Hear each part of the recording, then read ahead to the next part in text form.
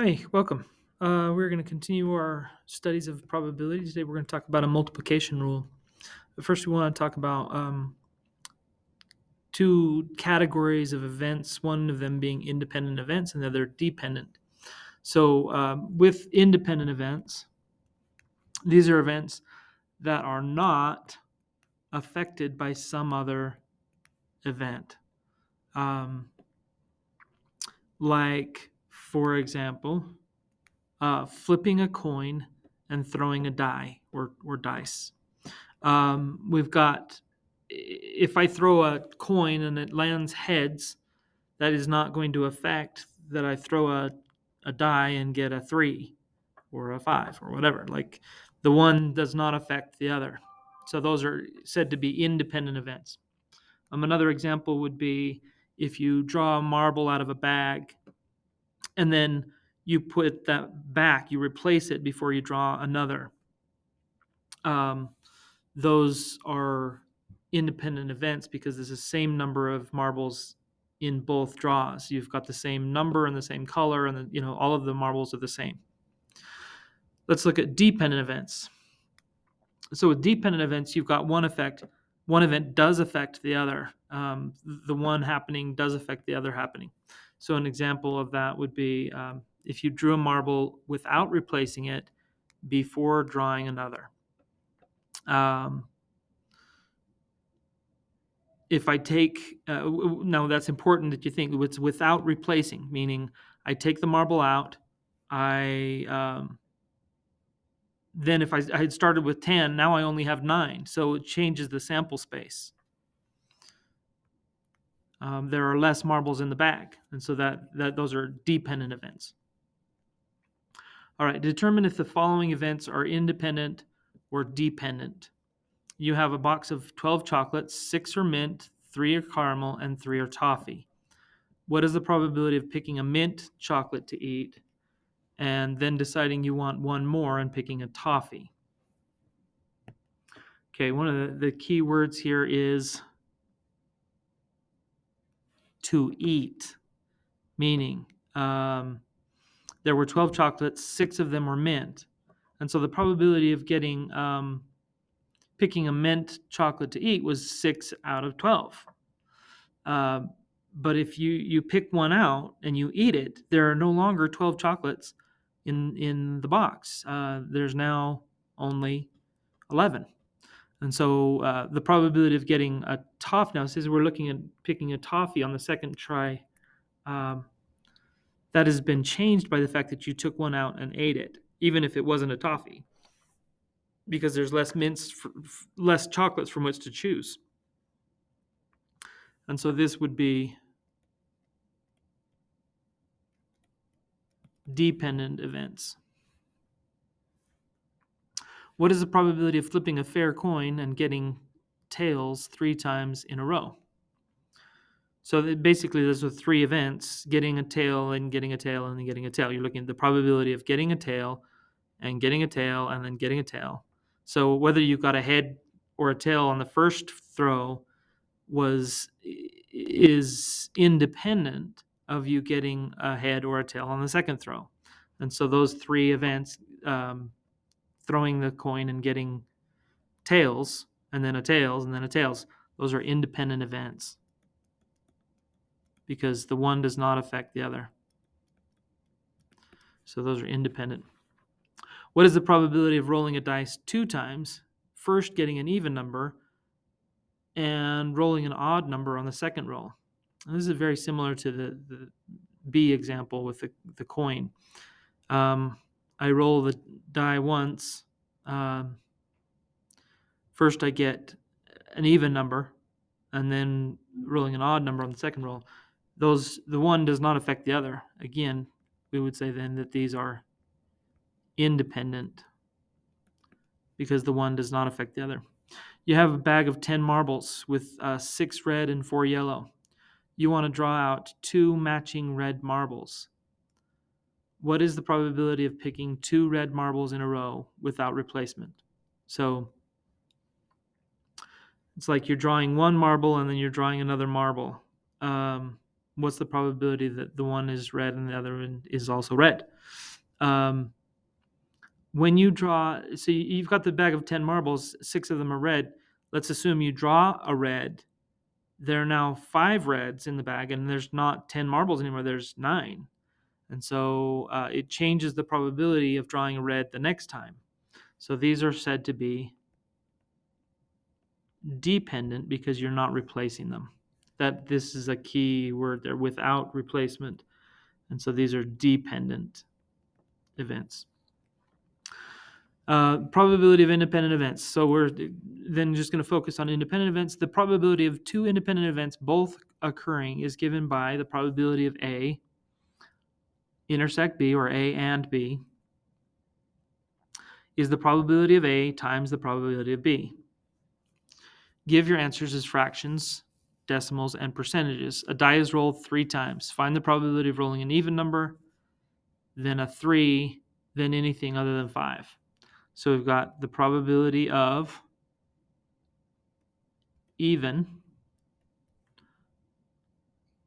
times the probability of rolling a 3 times the probability of not 5, anything other than 5. So the probability of even, there are on a die 3 even numbers, so this would be 3 out of 6 times the probability of rolling a 3, and there's only one 3, so that's 1 out of 6. And then the probability of not 5, and there are 5 numbers that are not 5 on a die. There's 1, 2, 3, 4, and 6. So that's 5 out of 6. And we can simplify this one to 1/2. And so then I can multiply 1 times 1 times 5 is 5. And 2 times 6 times 6, 6 times 6 is 36, times 2 would be 72. We take that 5 out of 72. 5 divided by 72, and we get 0.0694, so 0.069. This is approximately equal to 0.069, which again then is approximately equal to 6.9%, just moving the decimal place 2 spaces to the right, which is the same as multiplying it by 100. Okay, number B, or exercise B, example B. In a board game, each player has 3 different colored markers. To move around the board, the player first spins a spinner like the one on the right to see which piece can be moved. The player then rolls a die to determine how many spaces that colored piece should move. On a given turn, what is the probability that a player will be able to move the yellow piece more than 2 spaces? So we've got 2 events. We've got the probability of yellow, moving the yellow, times the probability of more than 2 spaces. So we'll say greater than 2. And the probability of yellow, there's one yellow space here. Let's go ahead and use yellow. There's one yellow space on the spinner, and that's out of 3 apparently equal spaces, red, yellow, and blue. So the probability of spinning and getting a yellow would be 1 out of 3. And a die has 6 different numbers, 1, 2, 3, 4, 5, and 6. And 4 of them are greater than 2. And so we could write that as 4 out of 6. And we can simplify, before we multiply these out, I mean, you can multiply it out and then simplify them afterwards, but it's a little easier to simplify. So 4 and 6, both divisible by 2, so that's 2/3. And 2 times 1 is 2, and 3 times 3 is 9. And so 2/9, which is approximately equal to 0.222 repeating, which approximately is equal to 22%.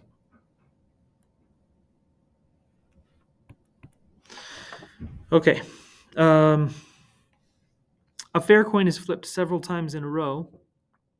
What is the probability of flipping heads 10 times in a row with a fair coin? No.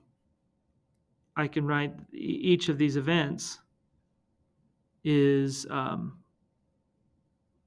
out of 2. So I could do 1 out of 2 times 1 out of 2 times 1 out of 2, and there'd be 10 events because I'm trying to get 10 heads in a row.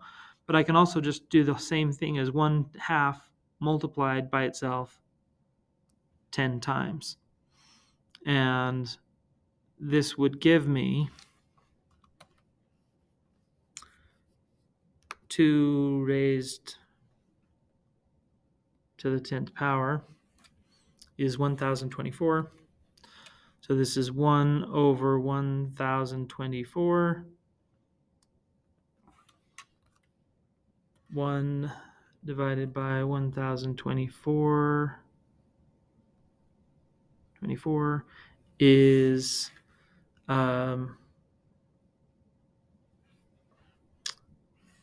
0 point, and then so this is approximately equal to 0.0009.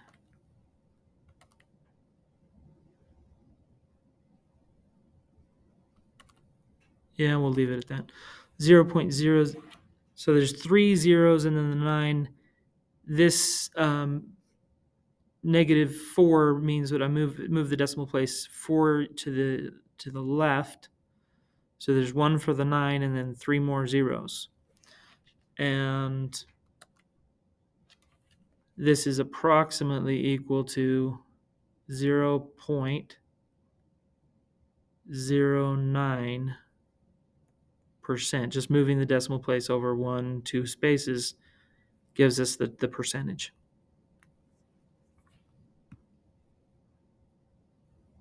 So not a very high percentage. Okay, what's the probability of 2 dependent events? The probability of 2 dependent events both occurring is given by the probability of A and B is the probability of A times the probability of B.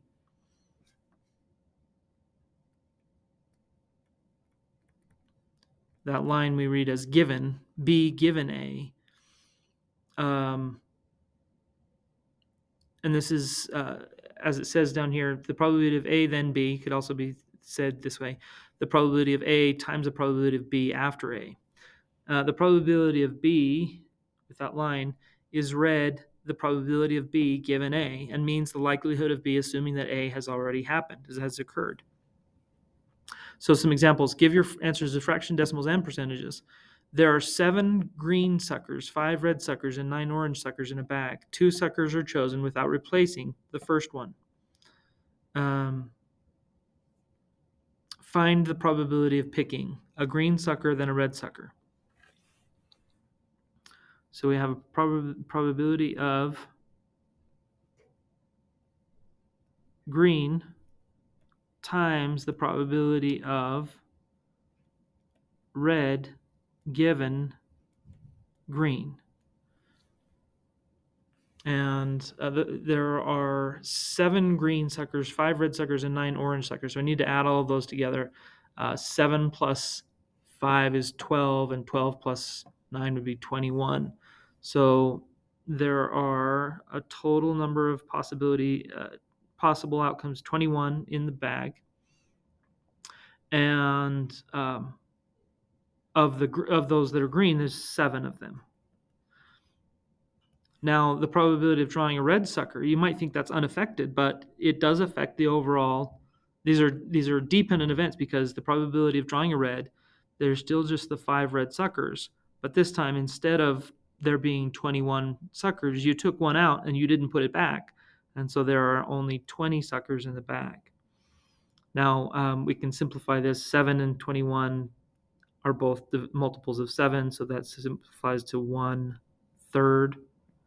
And 5 and 20 are both multiples of 5, so 5 goes into 5 once, 5 goes into 20 4 times, and now it just makes it easier to simplify our final answer. 1 times 1 is 1, and 3 times 4 is 12. And 1/12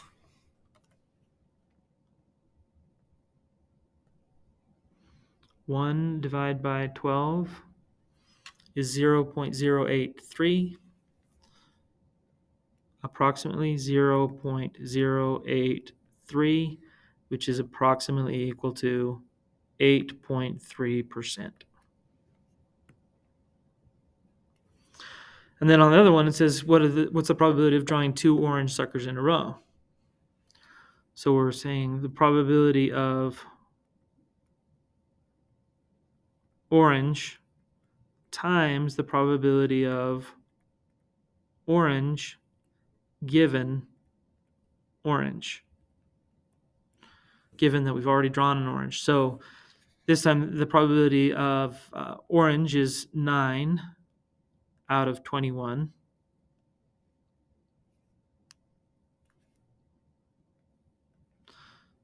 Times the probability of, now we're assuming that orange was drawn on the first one, and so there's no longer 9, there's now 8, and there's no longer 21, but 20. Now, I do think it is easier to simplify before you multiply, but if you're just going to use your calculator, it probably doesn't matter too much one way or the other. 9 out of 21, put them in parentheses, 9 divided by 21, close parentheses, times, and the times is not necessary. If you just put 2 parentheses together, they will multiply, but it's the same. And this is 8 out of 20. So put 8 divided by 20,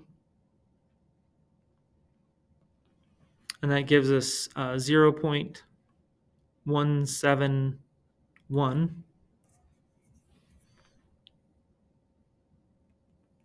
0.171, and I'm going to change that equals to is approximately equal, and then that's approximately equal to 17.1%. But if I want to know what the simplified fraction is, I can hit math. Once I've got that decimal on the screen, I can hit math, enter, enter, and it converts it back to fraction in simplest form. So 6/35. 6 out of 35. And those 3 answers are what we've got. All right. What is the probability of drawing 3 odd numbers, then an even number from a set of cards that show the first 20 counting numbers if no replacement occurs? Okay. So we're looking for the probability of odd times the probability of odd given odd times the probability of odd given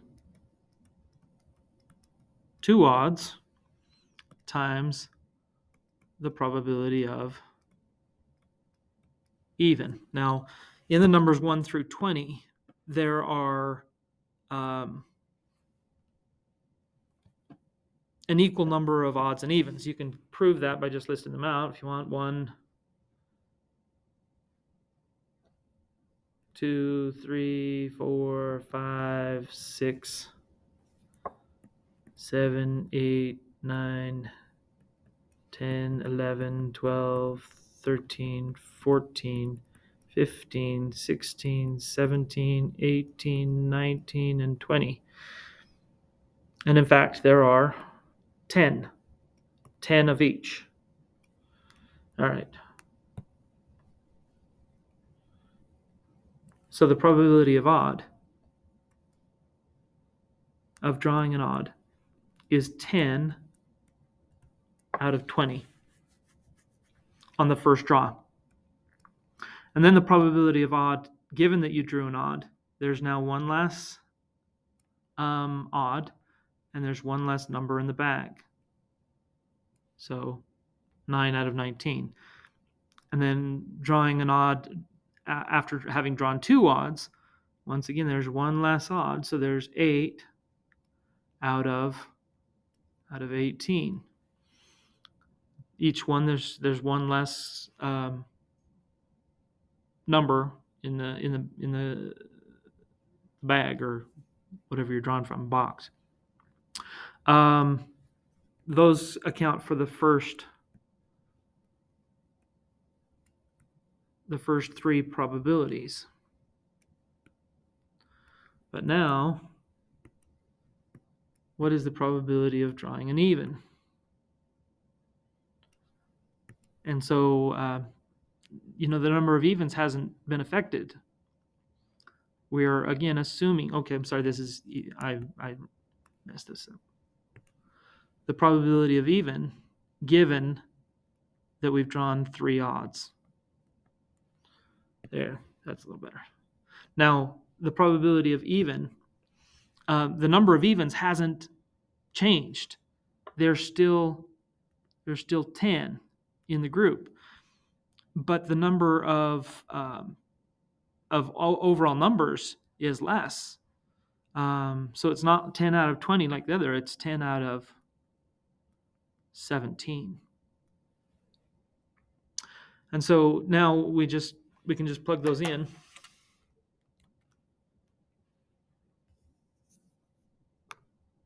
So we've got 10 out of 20. Oops.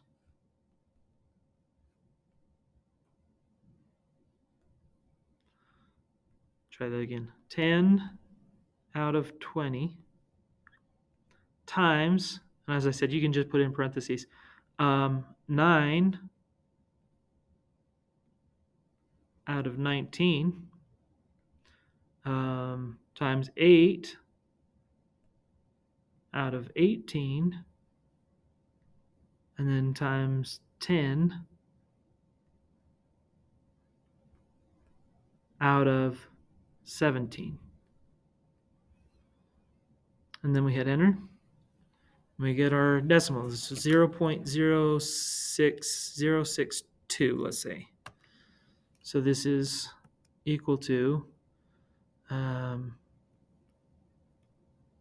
approximately 0.062062, which is approximately equal to 6.2%.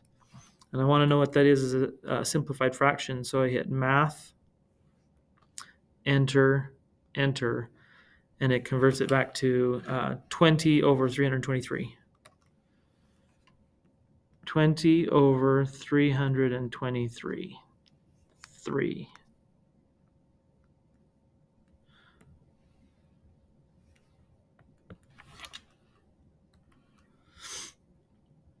Yeah, 20 over 323. And that's it. Practice, practice, practice. You're going to do great.